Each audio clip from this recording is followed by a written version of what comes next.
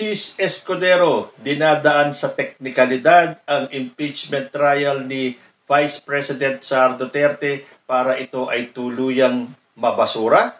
Migs Zubiri, hindi boto kay Chis at mas gusto si Tito Soto na maging bagong Senate President. Tinawag pa yata niyang diktador si Chis Escudero. Hindi nyo na madadaan sa teknikalidad ang taong bayan.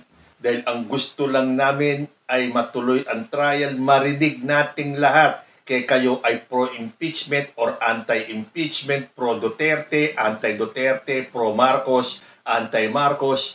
Ang importante, mailahad sa publiko lahat ng ebidensya. Tapos bayaan natin magbardagulan ang defense at ang prosecution para marinig natin kung kaninong kampo ang nagsasabi ng totoo. Talo po kasi ang taong bayan kapag dinaan sa teknikalidad ng Senado itong impeachment trial ni Sara Duterte.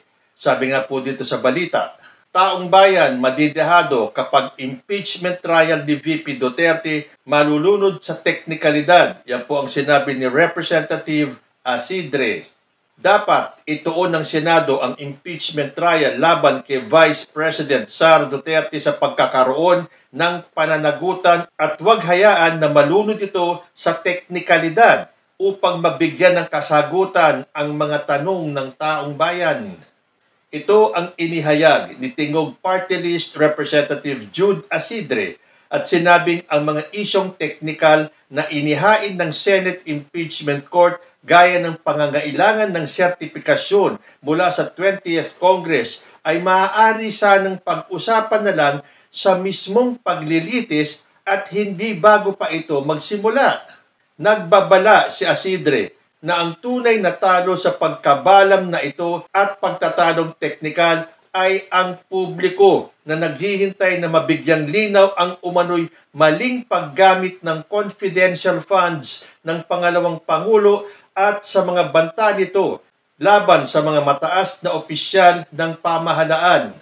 Ayon kay Isidre, ang mga mahahalagang katanungan ay hindi tungkol sa politika kundi sa katotohanan at katarungan.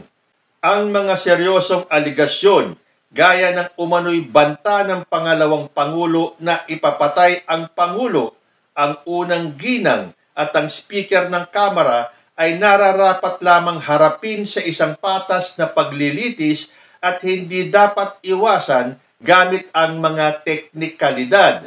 Pinaaalalahanan niya ang lahat ng panig sa naturang proseso na ang layunin ng impeachment ay pananagutan at hindi harangin ito. Iginiit pa ni Isidre na naisagawa na ang prosesong nakasaad sa konstitusyon at inimpeach na ng Kamara si VP Duterte noong 19th Congress. Bagamat ayaw pangunahan ang magiging hakbang ng 20th Congress na magsisimula sa July 28, kumpiyansa si Isidre na magpapatuloy ang proseso lalo na kung muling mahalal si late Representative Martin Romualdez bilang Speaker. Idinagdag pa niya na ang napakaraming mambabatas na nagbabalik sa Kongreso at sumuporta sa impeachment na karamihan ay sumusuporta rin kay Romualdez bilang Speaker ay tanda ng pagpapatuloy ng kanilang adhikain. So bantayan po natin itong galawan ni Senate President Chis Escudero dahil halatang halata dinadaan nila sa teknikalidad. Parang gusto talaga nilang harangin ang impeachment trial ni Sara Duterte. Yan po ay pwedeng mangyari, lalo na kung si Chis Escudero pa rin ang uupong Senate President sa 20th Congress. At may nabasa tayo na malamang na siya pa rin ang maupo bilang Senate President dahil mahigit sa kalahati ng mga senador ay boto pa rin sa kanya. Natural. Sino pa ba ang aasahan mong bumoto kay Chis Escudero kundi yung mga senador na pumayag na i-remand yung articles of impeachment sa House of Representatives. Pero meron na po silang kalaban dyan. Dahil may mga senador tayo na hindi papayag na hindi matuloy ang impeachment trial ni Sara Duterte. At ilan sa kanila, malakas ang loob na kontrahin si Chis Escudero. At isa na dyan, si Migs Zubiri. Sabi dito sa GMA News, Zubiri backs Tito Soto's return as Senate President. Senator Juan Miguel Migs Zubiri has expressed support for the possible comeback of Senator Vicente Tito Soto III as the head of the upper chamber in the 20th Congress. Zubiri, a former Senate President himself, said he was not satisfied with the leadership of incumbent Senate President Francis Chis Escudero while expressing hope that the latter would be replaced in the next Congress. If you ask me, I am for a leader of the Senate who keeps protecting the integrity, the traditions of the Senate. Hindi ko gusto na ang leader sa Senate will be dictatorial type. I don't want us to be similar to other chambers where it is only one emperor who dictates all the instructions to the members of the body. And if you ask me if I am satisfied with the leadership of the Senate, I am not satisfied with the leadership of the Senate. So I am open to supporting other candidates for Senate presidency. According to Zubiri, a veteran bloc will be formed in the 20th Congress, which will be composed of himself, Soto, and Senators Loren Legarda and Panfilo Ping Lacson. Sabi pa niya, of course, initially, we're pushing for Senator Soto as the Senate President because I was his majority leader. I am a loyal majority leader of the Senate President. He also expressed hope that the senators of the 20th Congress will all decide to elect a new Senate President who will continue the upper chamber's independence as the last bastion of democracy and not just from the House of Representatives. Kasi may nagsasabi, gusto namin itong kandidato kasi inaaway niya si Speaker Martin. O hindi nga ba? Sa nangyayari sa Senate and House, parang inaaway pa ni Chis Escudero si Martin Romualdez. At may mga senador daw na yun ang gusto nila. Kaya gusto nilang manatili itong si Chis ay dahil inaaway daw nito ang House Speaker na si Martin Romualdez. Pero sabi ni Zubiri, that is not the role of the Senate President. The role of the Senate President is to steer the Senate as a ship no matter how rough the waters are.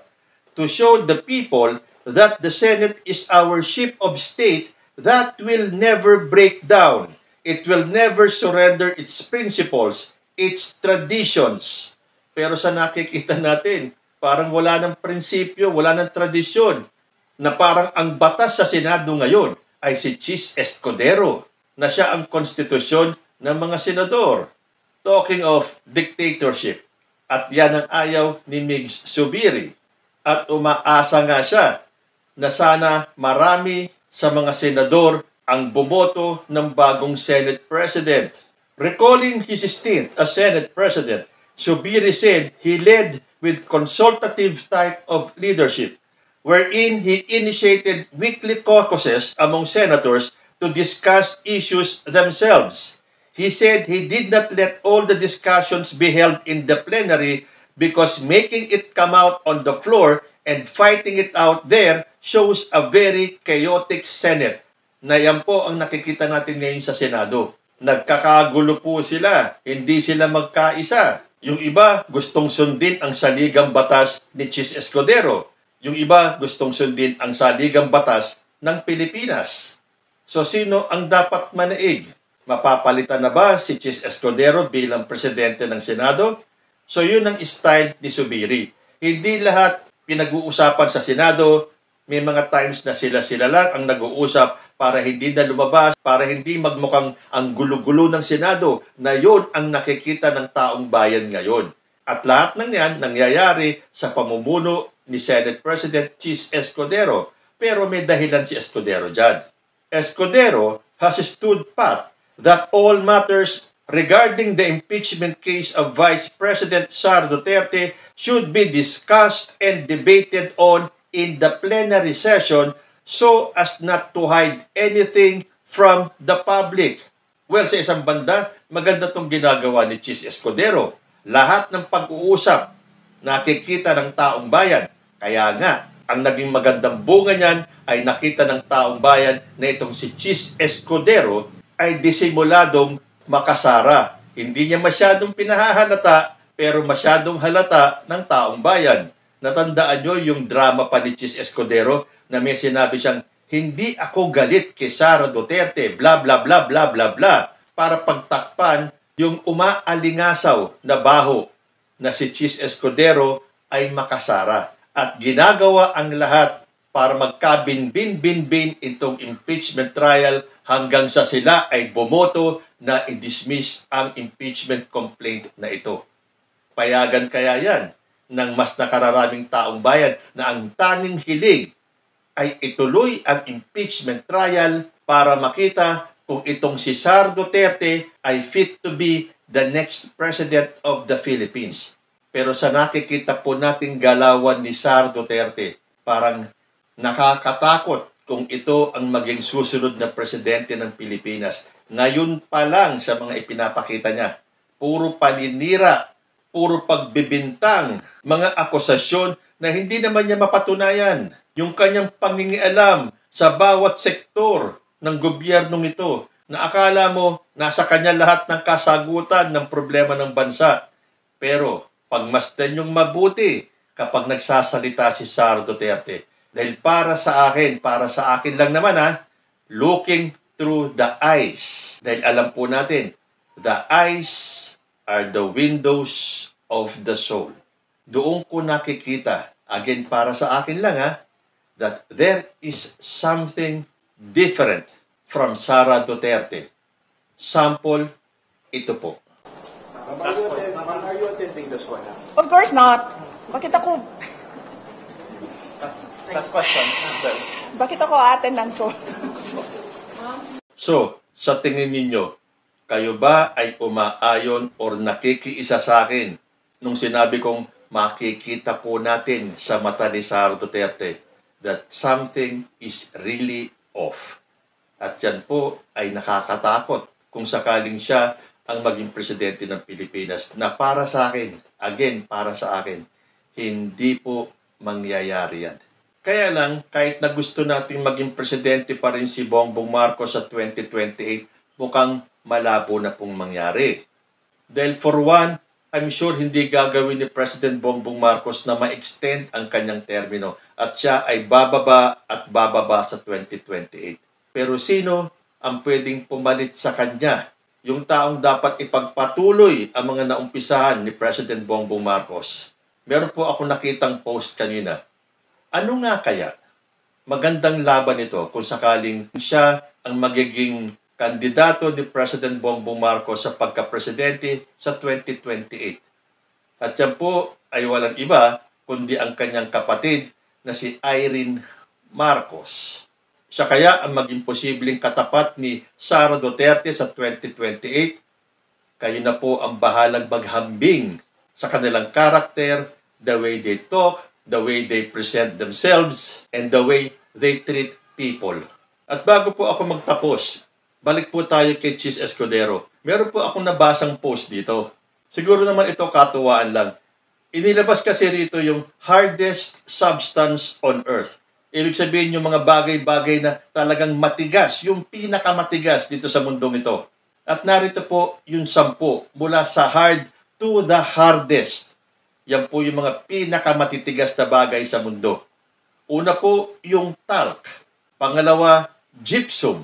Pangatlo, calcite. Pang-apat, fluorite. Pang-lima, apatite. Meaning, mula sa matigas, yung talc matigas na nga, pero may mas tumigas pa dyan, patigas ng patigas. Sumunod sa apatite, feldspar. Number 7, quartz. Number 8, topaz. Number 9, corundum. At ang pinakamatigas na bagay sa mundo ay ang diamond. Pero may tumalo na sa diamond. At ito ay bilang 999 na pinakamatigas. So, ibig sabihin, 999 times pang mas matigas kaysa sa diamond. Ano ito? Ito po.